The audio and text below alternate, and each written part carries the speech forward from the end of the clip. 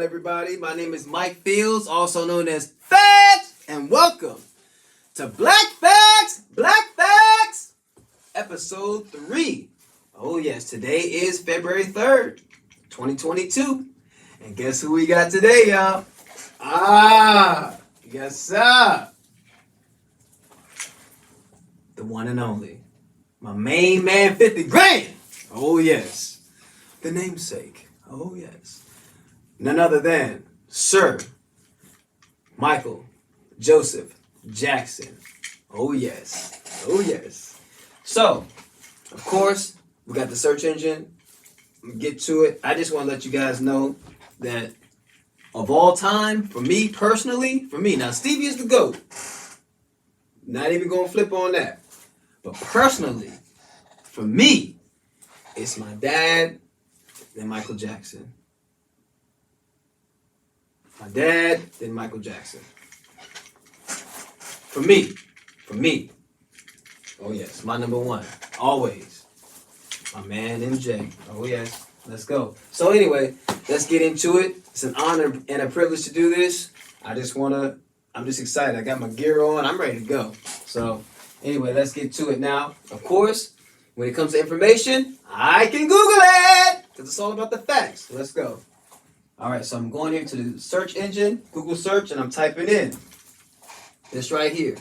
All right. And actually, when I was a kid, I used to ask my parents, if they named me Michael because of Michael Jackson.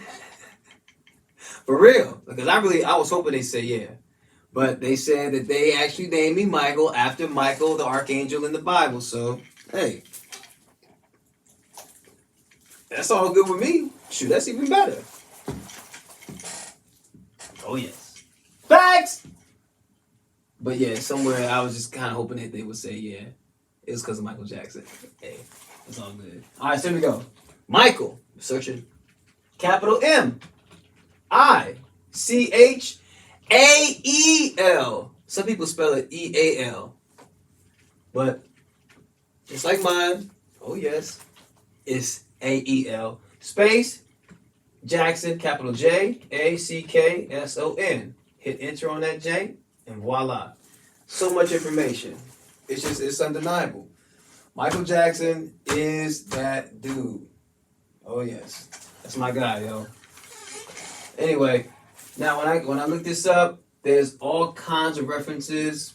He's even got michaeljackson.com. Of course, there's Wikipedia, there's Spotify, all the social networks, all the social media, Instagram, Twitter, Facebook, all that. I mean, it's you got Variety, E! News, New York Times, Daily Mail, New York Post, Rolling Stone, The Hollywood Reporter, all kinds of stuff here for my man MJ.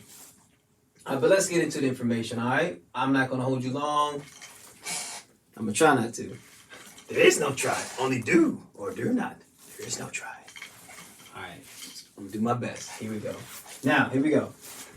Michael Joseph Jackson was born in Gary, Indiana, near Chicago on August 29th, 1958. He was the 8th of 10 children, my God, in the Jackson family, which is a working class black family living in a 2-bedroom house on Jackson Street in Gary, Indiana. Facts. Michael grew up with 3 sisters, that's Rebe, Latoya, and Janet, and 5 brothers, Jackie, Tito, Jermaine, Marlon, and Randy. All right, and let's not forget that his parents were actually musically inclined. They were both musicians, both singers. And so I think for me, I can relate because that's the same thing with my parents. And just like my parents did, Michael's parents cultivated their musical gifts. And so by this time, I think in 1964, Michael and Marlon joined the Jackson Brothers, which was a band of the brothers. And that was, let's see. And the band was actually formed by Joseph Jackson, their father. And so Mr. Jackson put that band together, and that included Jackie, Tito, and Jermaine. And as backup musicians playing the congas and tambourine, you had Michael and Marlon, which at that time, they were the 2 youngest. All right, let's see. to perform in the band. Let's see. Later in 1964, Michael began sharing lead vocals with Jermaine, and the group's name was then changed to the Jackson 5. And that took Michael's vocals. That was a catalyst for what we now know as the Jackson 5. Let's go. Facts. In 1965, the group won a talent show where Michael performed the dance to Robert Parker's 1965 song Barefootin' and sang The Temptations' My Girl. Oh yes. In August 1967, while touring the East Coast, they won a weekly amateur night concert at the legendary Apollo Theater in Harlem, New York. Oh yes. Oh yes. The Jackson 5 recorded several songs for a Gary record label called Steel Town Records. And their first single, Big Boy, was released in 1968. Bobby Taylor of Bobby Taylor and the Vancouvers. Now, Bobby Taylor and the Vancouvers is a group that was signed to Motown, the label. The CEO and founder, Berry Gordy Jr. All right? Berry Gordy, Stevie Wonder, and all that. Now we got the Jackson 5. Check it out. Now, Bobby Taylor brought the Jackson 5 to Motown after they opened for Bobby Taylor at Chicago's Regal Theater in 1968. So he brought them. He was so impressed. He brought them to Berry Gordy. They got signed. Did the audition. They got signed. And later on, Bobby Taylor produced some of the Jackson 5's early Motown recordings, including a version of Who's Loving You. After signing with Motown, the Jackson family relocated to LA, to Los Angeles, California. Oh, yes! Oh, yes! Facts. Oh, I don't want to come up, baby. Yes, like that. There we go. They relocated to LA, and at that point in time, after they signed with Motown, then they started to have a connection with Diana Ross, who was a major star in her own right at this time with the Supremes and also just doing her own thing. She's beautiful, talented, elegant, and they call her the boss. Diana Ross was that one. And back then, she was the one to really put the Jacksons out there because of her celebrity, her talent, her fame, her access. Motown, the label, and Miss Ross, they decided it was a good idea for her to put the boys out there, put the Jackson 5 out there, which ultimately launched their legendary career. All right, it's powerful stuff, man. Facts. All right. Let's see. Okay. Now, the Jackson 5 made their first television appearance in 1969 in the Miss Black America pageant, performing a cover of It's Your Thing. Let's see. In January 1970, I Want You Back became the Jackson 5's first song to reach #1 on the U.S. Billboard Hot 100. It stayed there for 4 weeks. 3 more singles with Motown topped the charts. And that was ABC, The Love You Save, and I'll Be There. Please go and check out the Jackson 5, whether you listen to the greatest hits or album by album. Check out the Christmas album. I'm just saying. Do yourself a favor. Treat yourself. Don't cheat yourself. Facts. Oh, yes. In May 1971, the Jackson family moved into a large house on a 2-acre estate in Encino, California. Now, courtesy of my main man, Anthony, also known as Pretty Tony, I was actually able to visit that location. And yeah, back in 2014. And the gate opened. I couldn't go back there, but the gate opened up and I could see clear back to the fountain that's outside in the front. And it was just it looked like a castle. It was awesome. But anyway, I got to see that place. Just a little shout out to my main man, Tone. What up? Oh, yes. Facts! Let's see.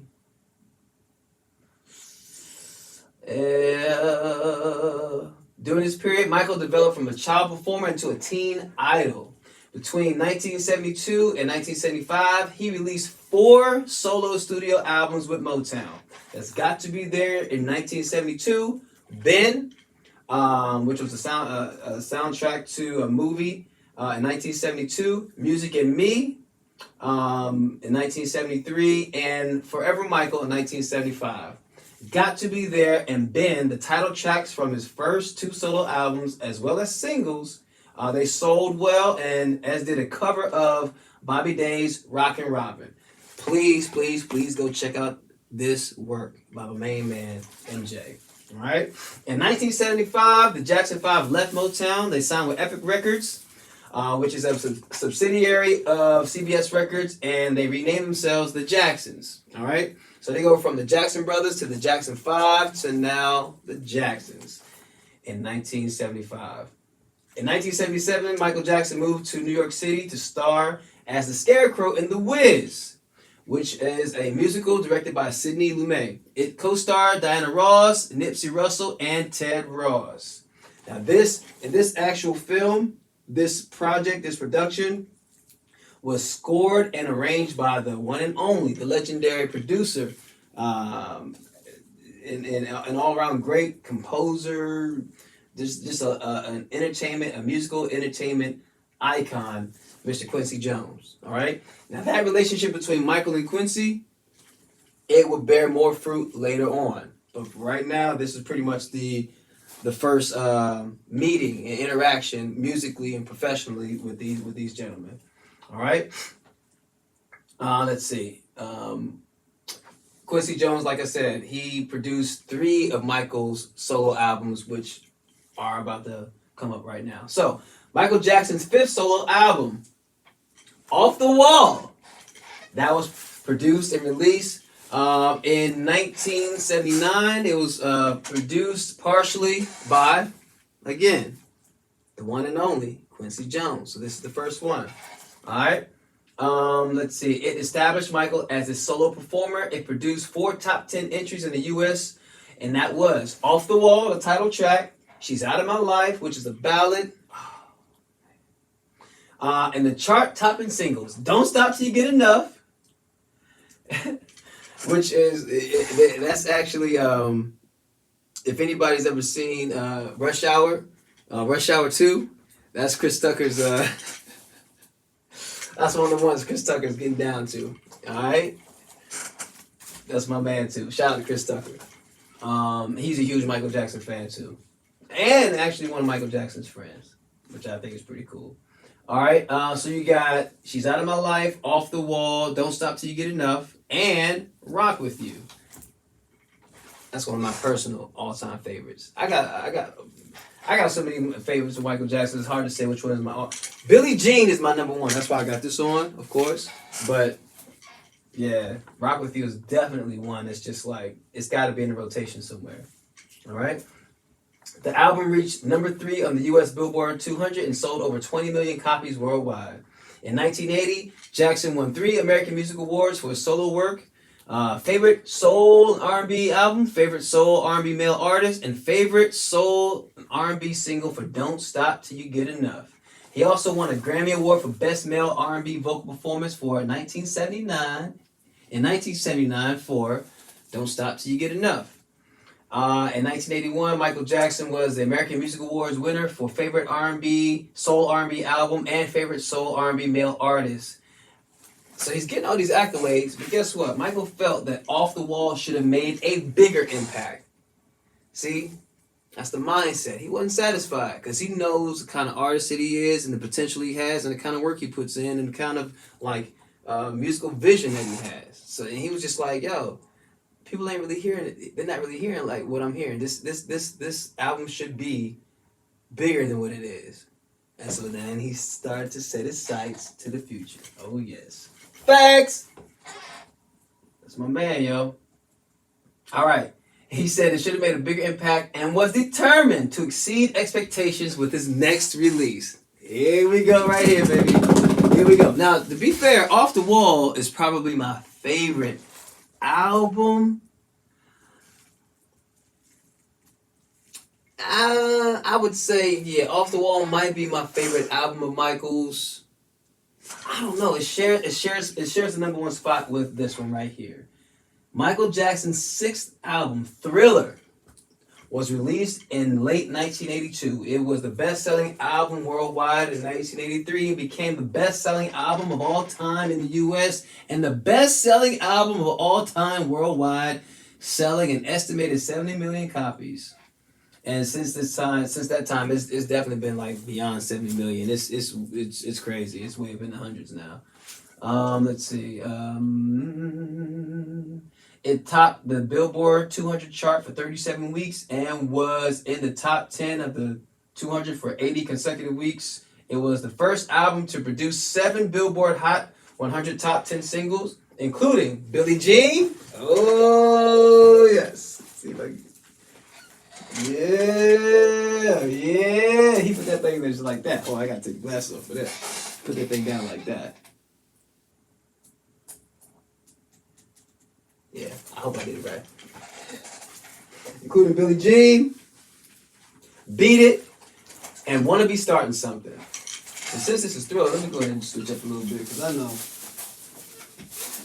you know what I'm saying, and I think I just got one trick up my sleeve. Nah, man, I can't ready for this, Jane. This is my main man. Put you right here. Keep the glove, but we going all the way for my main man, MJ. Oh, yes.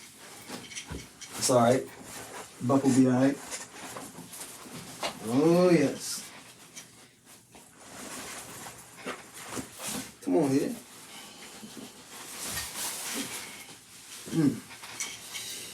Yeah. Oh. Yeah. Now we get into it, baby. Oh, yes. Thanks. Oh, yes. On March 25th, 1983, Michael Jackson reunited with his brothers from Motown 25. Yesterday, Today, Forever. So that's the name of the special. Motown 25. Yesterday, Today, Forever. Please, please, please do yourself a favor and go watch that entire special. That is a production for the ages. All of the different Motown groups, the Motown affiliated groups, the talent, the artists, the entertainers that were either signed to Motown or just happened to be touring, with the production back in those days. Like, there's such a wealth of talent in that one special alone that by the time the Michael Jackson and his brothers hit the stage, like, the fever was already high. Like, it was already through the roof. You know what I'm saying? Just the vibe in that room. I just imagine myself being there and just being blown away, like sweating already by the time, because just from partying, by the time, Michael and his brothers hit, and they just really just took that thing and put it into orbit. You know what I'm saying? Crazy. Let's see. Oh man, and yes, I do have that special on. I have it on DVD, or maybe Blu-ray, but definitely DVD. Oh yes. Let's see. So this was an NBC television special. The show aired on May 16th, 1983 to an estimated audience of 47 million people and featured the Jacksons and other Motown stars. Now, Michael Jackson's solo performance of Billie Jean earned him his first Emmy Award nomination. Wearing a glove decorated with rhinestones, he debuted his Moonwalk. He debuted it on this special, all right, in public. Now, he had been doing it on tour, but as far as like the public seeing it on TV, this was the first time, okay? Now, the Moonwalk was actually taught to Michael Jackson, so he didn't invent it, but it was taught to him about 3 years earlier by a dancer, a choreographer, a genius in his own right named Jeffrey Daniel. He's a straight-up genius anyway. And it became Michael's signature dance in his repertoire, especially for Billie Jean. Okay, Michael Boogaloo Shrimp Chambers from the Break-In film franchise also helped Michael work on the Moonwalk to perfect it. And that was a little bit later, but nonetheless, between those two, Jeffrey Daniel and Michael Chambers, they helped Michael Jackson perform and perfect the Moonwalk that we've enjoyed for However many years, 30 years, 40 years, however long we've been watching Michael Jackson moonwalk, and it never gets old. Never. So let's go. We have here that Michael Jackson had originally turned down. This is the cool thing. Michael Jackson had originally turned down the invitation to perform on the show. He wasn't even going to show up. He wasn't even going to do the show at first, believing that he had been doing too much television at the time. But at the request of Motown founder Berry Gordy, he performed in exchange for an opportunity to do a solo performance. So the whole thing was, I'm not going to do the show unless I get my own spotlight, unless I get my own set, I get my own thing. I'm going to do the show, but I'm going to do it my way. And Michael Jackson not only requested that, but he pretty much produced it in terms of telling the cameras where to go, where to be when he did this move. Michael Jackson strategically placed himself and his brothers during their set. He put them in the positions that we see when we see the televised or when we see the recorded version of that special. So all the angles, all the camera shots and all that, that's by and large, that's Michael Jackson's thought process of what he wanted to see as an audience member, what he wanted the audience to see of him and his brothers. And that's, to me, like I said, that's pure genius. That's why Michael Jackson, that's one of the many reasons why I admire Mike, because he never, especially as an adult artist, he never shied away from his vision. It was all about the music and what he wanted to portray to the audience. It was like sending people home with something that they'd never seen before, and he was the only person that could give it to them. So, definitely got my vote. Let's see. Now back to the facts. At the 26th Annual Grammy Awards, Thriller won 8 awards, and Jackson won an award for the E.T.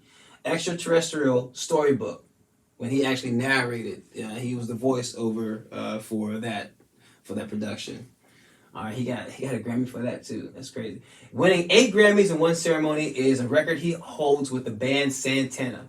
Michael Jackson and Quincy Jones won the award for Producer of the Year for non-classical. That was Thriller. Won Album of the Year with Jackson as the album's artist and Jones as its co-producer. And the single won Best Pop Vocal Performance Male Award for Michael Jackson. That's Thriller as a single. Let's see.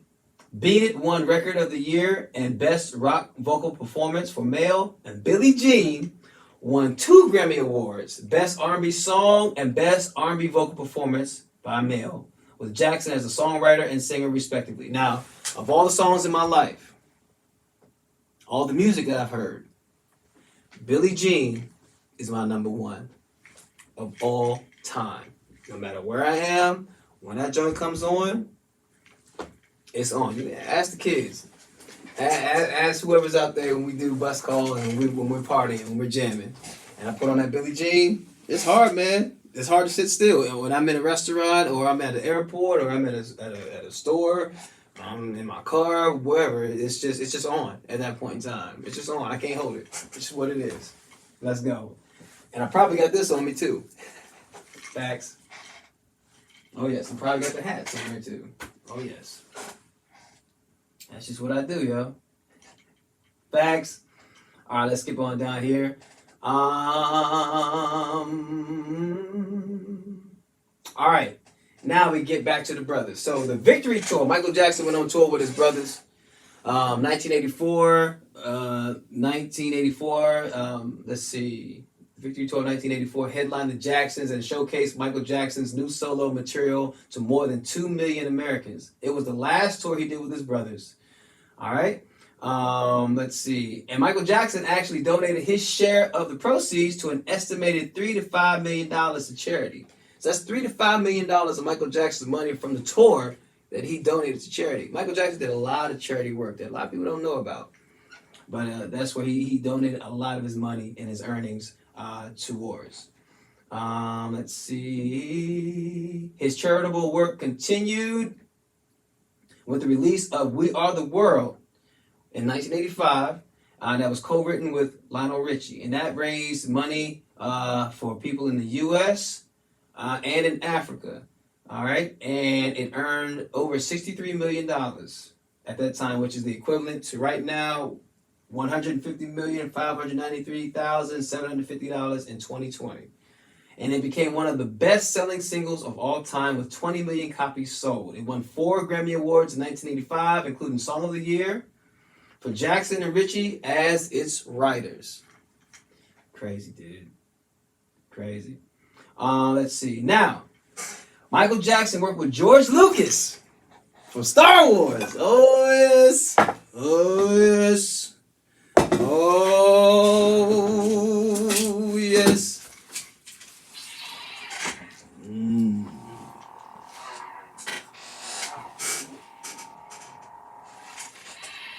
Oh, yes. Let's see. So Michael Jackson worked with George Lucas and Francis Ford Coppola on the 17-minute, $30 million 3D film called Captain EO. Now, Captain EO, it started running at Disneyland Park and at Epcot, and later in Tokyo Disneyland and Euro Disneyland in 1986. All right. Jackson's first album in 5 years. Now, this is after Captain EO. And actually, you know what? When Captain EO first came out, I think maybe a year or two after that, I was actually in Orlando on a church, like a church field trip. We went down to Orlando, and my brother and my cousin, so my brother Mitchell and my cousin Derek, they got to see it. All right. I didn't know where it was. I was with a different, group. We were looking around. I think I was with my grandparents. So we were doing stuff like in the stores and all that. Mitchell and Derek went to go see Captain EO. And by the time we left, I was like, man, I didn't get to go see Captain EO. And here come Derek and Mitchell with their stuffed toys and all that stuff from the experience. And I'm just like, I was sick, yo. I was so mad. A little bit jealous. So years later, 2014, I'm working in Orlando, Florida, right? Man, we take a trip down to Disney World, and all that's on my mind is, man, I hope Captain EO is playing. I hope Captain EO is playing. If it's playing, yo, I'm there. That's all I want to do. That's all I want to do is Captain EO. Pulled up. Bam! That joke was back in there, baby. I'm trying to tell you, dude. Dream come true. Peep that joint. When you get a chance, check it out. Captain EO. All right? That's Michael Jackson and George Lucas. I'm just saying. Don't cheat yourself. Treat yourself. Check them out. All right? Now, Jackson's first album in 5 years, B.A.D. This is in 1987. Was highly anticipated with the industry expecting another major success. So we're talking about him coming off the heels of Thriller. All right, so that's the bar is already set, like throughout the stratosphere. It's like into orbit, like it's out there. It's like touching on like Neptune. You know what I'm saying? It's out there, like it's out there dancing on Saturn, basically. And now they're talking about they want the same kind of success. Okay, it became the first album to produce 5 U.S. #1 singles. That's "I Just Can't Stop Loving You," "B.A.D," which is the album title song, "The Way You Make Me Feel," "Man in the Mirror," and "Dirty Diana." Another song, "Smooth Criminal," peaked at number 7. Now, please go check out the videos of those, especially "Smooth Criminal." I think "Smooth Criminal" might be like one of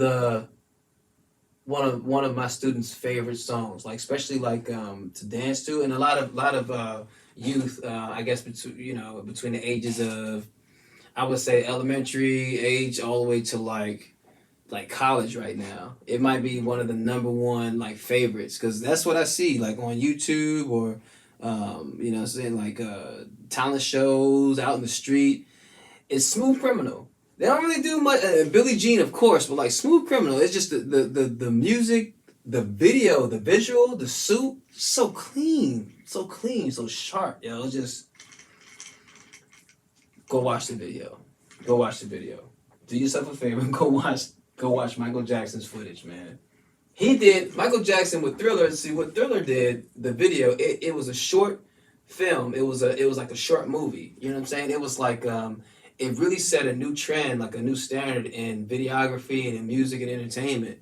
Mike was always blazing trails, but when it came to like videos and the audio visual stuff, like the visuals, I remember being in school and either school let out early on a day or it was just all the buzz that Michael Jackson's video was gonna be broadcasting. So people would take off work early and come home. People would plan out their whole week based on this one day that Michael Jackson was going to be releasing another video. Like we would all be at home watching and just like celebrating. Like, oh my God, this is crazy. This is awesome. Yes, he did it again. He did it again. Michael Jackson, yo, he had the whole like pop culture, like, you know, he just had everybody just like waiting to see what he was gonna do next. That's what I'm talking about, man. Facts. All right. Let's see. So B.A.D won the 1988 Grammy for Best Engineered Recording, Non-Classical, and the 1990 Grammy Award for Best Music Video, Short Form for Leave Me Alone. Jackson won an award of achievement at the American Music Awards in 1989 after B.A.D generated 5 #1 singles, became the first album to top the charts in 25 countries. Golly. And the best-selling album worldwide in 1987 and 88. And by 2012, it has sold between 30 and 45 million copies worldwide. Come on, man. This is crazy. That's the man, though. The B.A.D World Tour ran from September 12th, 1987 to January 14th, 1989. In Japan, the tour had 14 sellouts and drew over 570,000 people, nearly tripling the previous record for a single tour. The 504,000 people who attended 7 sold-out shows at Wembley Stadium set a new Guinness World Record. Listen, my parents, they hooked us up. They took my siblings and I and my cousins, they took us to go see Michael in 1988 at the Cap Center, Landover, Maryland, home of the Washington now Commanders. All right, Washington Redskins and the Washington football team, and now with the Commanders. I'm hip. I'm with it. So anyway, Michael Jackson, 1988. This is the actual tour shirt that I got. Held on to it. You know what I'm saying? We've been through a lot of things. I believe I was in 4th grade. I was in 4th grade. All right. I remember everything. It was just one of those things that I'm just never going to forget in my life. We got the tour booklet at home, but this right here, this is my pride and joy right here, dude. I'll never ever ever forget this, man. Ever forget this? Yeah, man. I could probably still wear this thing too. What size is it? Don't be surprised if, I hope my students see this. Don't be surprised if y'all see me rocking this joint. Alright? It can happen. Alright, so here we go. Now, in 1988, Michael Jackson released his autobiography, Moonwalk. It sold over 200,000 copies, and it reached the top of the New York Times bestsellers list. In October of that same year, Michael Jackson released a film, Moonwalker. Please go check it. Go check out the autobiography and check out Moonwalker, the film. Because in the film, you'll see Smooth Criminal. You see how the whole thing kind of works. Because he had this thing about continuity. All right? Brilliant mindset. And it featured live footage and short films starring Michael Jackson and Joe Pesci. Let's see, and in the U.S., it was released direct to video and became the best-selling video cassette, VHS, pretty much. Let's see, and the RIAA certified it as 8-time platinum. That's just, it's just like that. In March 1988, Michael Jackson purchased 2,700 acres of land near Santa Ynez in California to build a new home called the Neverland Ranch at a cost of about $17 million. Michael Jackson became known as the King of Pop. And let's see, Elizabeth Taylor She presented him with the Soul Train Heritage Award in 1989, and at that point, she called him the true king of pop, rock, and soul. So that's where that came from. If anybody's heard that, being referenced to Michael Jackson in that way, or Michael Jackson being referenced in that way, Liz Taylor was pretty much one of the first people, if not the first person, to ever coin that. The true king of pop, rock, and soul. President George H.W. Bush designated Michael Jackson as the White House's Artist of the Decade. From 1985 to 1990, Michael Jackson donated over $455,000 to the United Negro College Fund, and all of his profits from his single Man in the Mirror went to charity. Michael Jackson was simply put, he was the best-selling artist of the 80s. I think that's pretty clear. In January 1993, Michael Jackson performed at the Super Bowl. It was a halftime show in Pasadena, California. It was the first Super Bowl whose halftime performance drew a greater audience than the game. So more people watched Michael Jackson than they watched the game. That's pretty significant. That's dope to me. You know what I'm saying? Michael Jackson played Jam, Billie Jean, Black or White, and Heal the World. So that's all I wanted to present today. I wanted to end it on that high note because, that halftime performance is one of the greatest. To me, is the greatest. It's the greatest halftime performance ever at a Super Bowl. And that's significant because a lot of people are watching all over the world. So for Michael Jackson to nail that joint the way he did, this is crazy. Please go and watch Michael Jackson's footage, his artistry, celebrate his artistry, his music, and just get to hear what's influencing the music of the last 30, 40 years.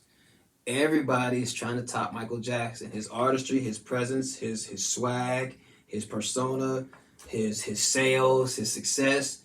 Every artist, every popular artist, every label, they're trying to match or outdo that.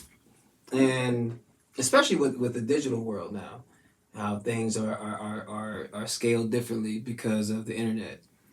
But Michael Jackson, I don't believe Michael Jackson will ever be topped in any kind of way. And all that I ask is that we just celebrate the true gift in his artistry. I didn't know Michael Jackson personally. I felt like I had a kinship with him my entire life. Really, based off the first name, and then learning about his family structure, and then just listening to the music and watching him, and just I don't know, man, just seeing another Michael do something after watching my dad perform. Seeing a man named Michael do his thing on stage, it caught me. It just got me automatically. And all the passion that I have for entertainment and music and performing, I use that in my job now as a school counselor. I was talking about Stevie Wonder yesterday, just the way he writes lyrics and how he was influenced by Dr. Martin Luther King. And the more I listen to Stevie Wonder lyrics, I see parallels with Martin Luther King, Dr. Martin Luther King Jr., his words, his speeches, his delivery, and how Stevie Wonder sings, and the songs that he sings, and the words that he says, and when Stevie Wonder gives speeches, I see lines of symmetry. And I also see lines of symmetry between Michael and Stevie and Dr. King and Michael. I see lines of symmetry there.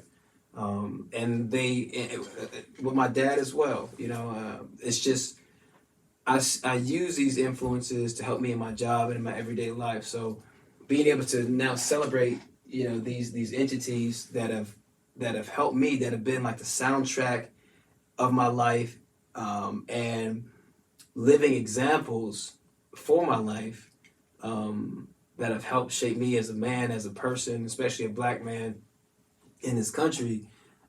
It's an honor and a privilege to pay them some type of homage, to salute them through this. So, like I said, please do your research, learn all the facts about whoever it is that I'm presenting or whatever it is that I'm presenting on Black Facts, Black Facts, Black Facts. Yes, please do your own research. Have a wonderful time. God bless you. My name is Mike Fields, also known as Facts. Thank you for joining. Black Facts! Black Facts! Y'all stay tuned. Tomorrow, a whole new day and somebody else to pay tribute to. Be safe. Take care of yourselves. And as always, peace.